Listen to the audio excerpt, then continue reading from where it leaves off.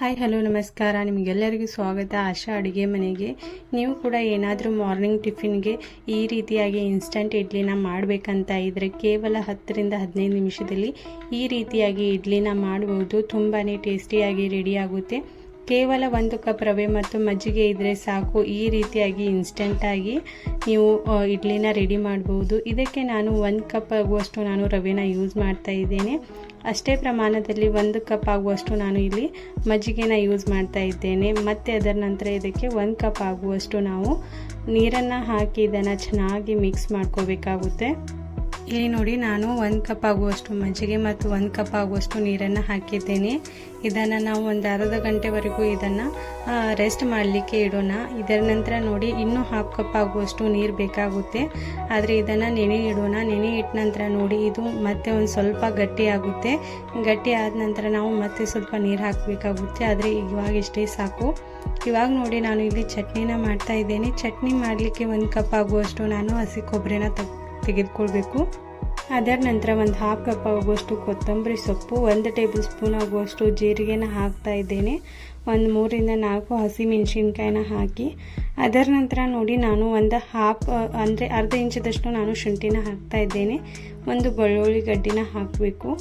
ಇವಾಗ ನೋಡಿ, ಇದಕ್ಕೆ ರುಚಿಗೆ ತಕ್ಕಷ್ಟು ಉಪ್ಪು ಹಾಕಿ ನಾನು ಇದಕ್ಕೆ 1/2 ಟೇಬಲ್ ಸ್ಪೂನಷ್ಟು ಉಪ್ಪನ್ನು ಹಾಕ್ತಾ ಇದ್ದೇನೆ. ಇದಕ್ಕೆ ಸ್ವಲ್ಪ ನೀರು ಹಾಕಿ ಈ ರೀತಿಯಾಗಿ ತಿಳುವಾದ ಚಟ್ನಿನ ರೆಡಿ ಮಾಡ್ಕೋಣ.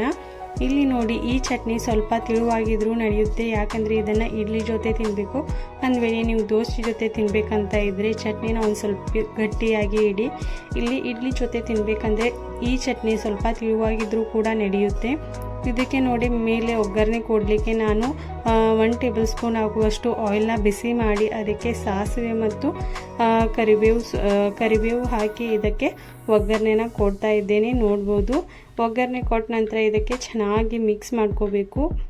ಇಲ್ಲಿ ನೋಡಿ, ಈ ರೀತಿಯಾಗಿ ತುಂಬಾ ಟೇಸ್ಟಿಯಾದ ಚಟ್ನಿ ಕೂಡ ರೆಡಿಯಾಗಿದೆ. ಅದರ ನಂತರ ನೋಡಿ, ಒಂದು ಅಂದರೆ ಅರ್ಧ ಗಂಟೆವರೆಗೂ ನಾನು ಇಲ್ಲಿ ನೆನೆಯಲಿಕ್ಕೆ ಇಟ್ಟಿರುವಂಥ ರವೆ ಕೂಡ ಇವಾಗ ಗಟ್ಟಿಯಾಗಿದೆ. ಇದಕ್ಕೆ ನೋಡಿ, ನಾವು ಸ್ವಲ್ಪ ಪ್ರಮಾಣದಲ್ಲಿ ಇನ್ನೂ 1/2 ಕಪ್ ಆಗುವಷ್ಟು ನೀರನ್ನು ಹಾಕೋಣ. ನೋಡಿ, ಇಲ್ಲಿ ಒಂದು ಸ್ವಲ್ಪ ನೀರು ಹಾಕಿದ್ದೇನೆ. ಇದನ್ನು ಒಂದು ಸರ್ತಿ ಮಿಕ್ಸ್ ಮಾಡಿ ನೋಡೋಣ. ಇವಾಗ ನೋಡಿ, ಈ ರೀತಿಯಾಗಿ ಮಿಕ್ಸ್ ಮಾಡಿದ ನಂತರ ಕೂಡ ಇನ್ನೂ ಸ್ವಲ್ಪ ಗಟ್ಟಿಯಾಗಿ ಅನಿಸ್ತಾ ಇತ್ತು. ಅದಕ್ಕೋಸ್ಕರ ನೋಡಿ, ಇನ್ನೂ ಉಳಿದಿರುವ ನೀರನ್ನು ಕೂಡ ಇದಕ್ಕೆ ಹಾಕ್ತಾ ಇದ್ದೇನೆ.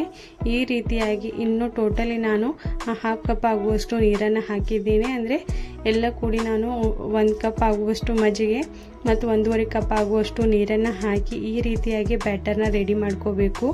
ಅದರ ನಂತರ ನೋಡಿ, ಇದಕ್ಕೆ ಈನೋನ 1 ಪ್ಯಾಕೆಟ್ ಆಗುವಷ್ಟು ಹಾಕಿ ಇದಕ್ಕೆ ನೋಡಿ ಸ್ವಲ್ಪನೇ ನೀರು ಹಾಕಿ ಈ ರೀತಿಯಾಗಿ ಮಿಕ್ಸ್ ಮಾಡ್ಕೋಬೇಕು. ಇದು ಚೆನ್ನಾಗಿ ಮಿಕ್ಸ್ ಮಾಡಿದ ನಂತರ ನೋಡಿ, ಈ ರೀತಿಯಾಗಿ ನಿಮಗೆ ಇದರಲ್ಲಿ ಬಬಲ್ಸ್ ಕೂಡ ಕಾಣಲಿಕ್ಕೆ ಸ್ಟಾರ್ಟ್ ಆಗುತ್ತೆ. ಇವಾಗ ನೋಡಿ, ಇದು ಮಿಕ್ಸ್ ಆದ ನಂತರ ಇದಕ್ಕೆ ನಾನು 1 ಈರುಳ್ಳಿನ ಸಣ್ಣಗೆ ಕಟ್ ಮಾಡಿ ಹಾಕ್ತಾ ಇದ್ದೇನೆ. ಅದರ ನಂತರ 1 ಟೊಮೆಟೊನ ಕೂಡ ಹಾಕೋಣ. ಅದರ ನಂತರ ನೋಡಿ, ಇದಕ್ಕೆ ನಾನು 1 ಟೇಬಲ್ ಸ್ಪೂನ್ ಆಗುವಷ್ಟು ಜೀರಿಗೆ ಕೂಡ ಹಾಕ್ತಾ ಇದ್ದೇನೆ. ಅದರ ನಂತರ ನೋಡಿ, 7 ರಿಂದ 8 ಕರಿಬೇವು ಸೊಪ್ಪನ್ನು ಕಟ್ ಮಾಡಿ ಇದಕ್ಕೆ ಹಾಕ್ತಾ ಇದ್ದೇನೆ. ನೀವು ಬೇಕಾದರೆ ಕ್ಯಾರೆಟ್ ಕೂಡ ಹಾಕ್ಬೋದು. ನಿಮ್ಮ ಹತ್ರ ಏನಾದರೂ ಅಡಿಷ್ನಲ್ ವೆಜಿಟೇಬಲ್ಸ್ ಇದ್ದರೂ ಕೂಡ ಈ ರವೆಯಲ್ಲಿ ಹಾಕಿ ಚೆನ್ನಾಗಿ ಮಿಕ್ಸ್ ಮಾಡ್ಕೋಬೇಕಾಗುತ್ತೆ.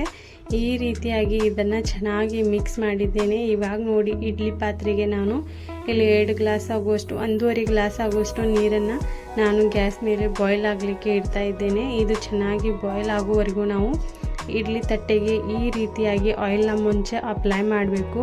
ಆಯಿಲ್ನ ಅಪ್ಲೈ ಮಾಡೋದ್ರಿಂದ ತೆಗೆಯುವಾಗ ತುಂಬಾ ಈಸಿಯಾಗಿ ಇದು ಹೊರಗೆ ಬರುತ್ತೆ. ಅಂದರೆ ತುಂಬ ಈಸಿಯಾಗಿ ತೆಗಿಬೋದು ಇಡ್ಲಿಗಳನ್ನು. ಅದಕ್ಕೆ ನಾನು ಮುಂಚೆ ಈ ರೀತಿಯಾಗಿ ಆಯಿಲ್ನ ಅಪ್ಲೈ ಮಾಡಿದ್ದೇನೆ.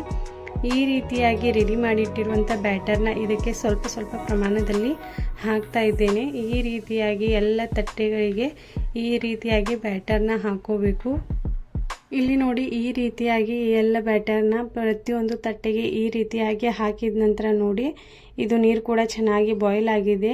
ಈ ರೀತಿಯಾಗಿ ಇದರಲ್ಲಿ ಇಡ್ಲಿ ಪಾತ್ರೆಯಲ್ಲಿ ಒಂದೊಂದು ತಟ್ಟೆಗಳನ್ನು ಈ ರೀತಿಯಾಗಿ ಇಡ್ತಾ ಇದ್ದೇನೆ. ಈ ರೀತಿಯಾಗಿ ಇಟ್ಟ ನಂತರ ನೋಡಿ, ಇದರ ಮೇಲೆ ಮುಚ್ಚಿ ಏನಾದರೂ ಹೇವಿ ಒಂದು ಪಾತ್ರೆನ ಇದ್ರ ಮೇಲೆ ಇಡಬೇಕಾಗುತ್ತೆ. ಇಟ್ಟ ನಂತರ ನೋಡಿ, ಒಂದು 10 ರಿಂದ 15 ನಿಮಿಷವರೆಗೂ ಗ್ಯಾಸ್ನ ಮೀಡಿಯಮ್ ಫ್ಲೇಮಲ್ಲಿಟ್ಟು ನಾವು ಇದನ್ನು ಚೆನ್ನಾಗಿ ಸ್ಟೀಮ್ ಆಗಲಿಕ್ಕೆ ಬಿಡಬೇಕು. ಈ ರೀತಿಯಾಗಿ ನೋಡಿ ಕೇವಲ 10ರಿಂದ 15 ನಿಮಿಷದಲ್ಲಿ ಇನ್ಸ್ಟಂಟಾಗಿ ಈ ಇಡ್ಲಿ ಕೂಡ ರೆಡಿಯಾಗಿದೆ. ತಿನ್ನಲಿಕ್ಕೆ ಕೂಡ ತುಂಬಾ ಟೇಸ್ಟಿಯಾಗಿ ರೆಡಿ ಆಗುತ್ತೆ. ನೋಡಿ ಈ ರೀತಿಯಾಗಿ ನಾನು ತುಂಬ ಈಸಿಯಾಗಿ ಚಾಕುವಿನ ಸಹಾಯದಿಂದ ಇಡ್ಲಿನ ತೆಗಿತಾ ಇದ್ದೇನೆ. ಎಷ್ಟು ಸ್ಮೂತಾಗಿ ಎಷ್ಟು ಚೆನ್ನಾಗಿ ಬಂದಿದೆ ಅಂತ ನೀವು ಕೂಡ ನೋಡ್ಬೋದು. ಇದೇ ರೀತಿಯಾಗಿ ನೀವು ಕೂಡ ಮನೆಯಲ್ಲಿ ತುಂಬ ಈಸಿಯಾಗಿ ಇನ್ಸ್ಟಂಟಾಗಿ ಇಡ್ಲಿನ ಮಾಡ್ಕೋಬೋದು. ಇದನ್ನು ಮಾಡಲಿಕ್ಕೆ ತುಂಬ ಸಮಯ ಕೂಡ ಬೇಡ, ಆದರೂ ಕೂಡ ತಿನ್ನಲಿಕ್ಕೆ ಟೇಸ್ಟ್ ಅಂತೂ ಸೂಪರ್ ಆಗಿರುತ್ತೆ. ಒಂದ್ಸರ್ತಿ ಟ್ರೈ ಮಾಡಿ ಹೇಗಾಗಿದೆ ಅಂತ ಕಮೆಂಟ್ ಮಾಡಿ ಹೇಳಿ. ಇದೇ ರೀತಿಯಾದ ಹೊಸ ಹೊಸ ವಿಡಿಯೋಗಳನ್ನು ಏನಾದರೂ ನೋಡಬೇಕಂತ ಇದ್ದರೆ ನನ್ನ ಚಾನಲ್ಗೆ ಎಲ್ಲಕ್ಕಿಂತ ಮೊದಲು ಸಬ್ಸ್ಕ್ರೈಬ್ ಮಾಡಿ, ಬೆಲ್ ಐಕನ್ನ ಒತ್ತಿ. ಇದರಿಂದ ಎಲ್ಲಕ್ಕಿಂತ ಮುಂಚೆ ನಾನು ವಿಡಿಯೋಸ್ಗಳನ್ನು ನೀವು ನೋಡ್ಬೋದು. ಇಲ್ಲಿ ನೋಡಿ ಇಡ್ಲಿನ ಎಷ್ಟು ಚೆನ್ನಾಗಿ ಫ್ಲಫಿಯಾಗಿ ರೆಡಿಯಾಗಿದೆ ಅಂತ. ಇದೇ ರೀತಿಯಾಗಿ ನೀವು ಕೂಡ ತುಂಬಾ ಟೇಸ್ಟಿಯಾದ ಫ್ಲಫಿಯಾದ ಇಡ್ಲಿನ ತುಂಬ ಈಸಿಯಾಗಿ ಮನೆಯಲ್ಲಿ ಮಾಡ್ಬೋದು. ಒಂದು ಸರ್ತಿ ಟ್ರೈ ಮಾಡಿ.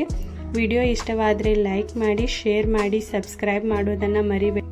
ಈ ರೀತಿಯಾಗಿ ಮಾರ್ನಿಂಗ್ ಎಷ್ಟೇ ಗಡಿಬಿಡಿ ಇದ್ದರೂ ಕೂಡ ನೀವು ಇನ್ಸ್ಟಂಟಾಗಿ ಕೇವಲ 10ರಿಂದ 15 ನಿಮಿಷದಲ್ಲಿ ಈ ರೀತಿಯಾಗಿ ಇಡ್ಲಿನ ಮಾಡ್ಕೊಂಡು ತಿನ್ಬೋದು. ಒಂದು ಸರ್ತಿ ಟ್ರೈ ಮಾಡಿ ನೋಡಿ ಹೇಗಾಗಿದೆ ಅಂತ ಕಮೆಂಟ್ ಮಾಡಿ ಹೇಳಿ. Thank you.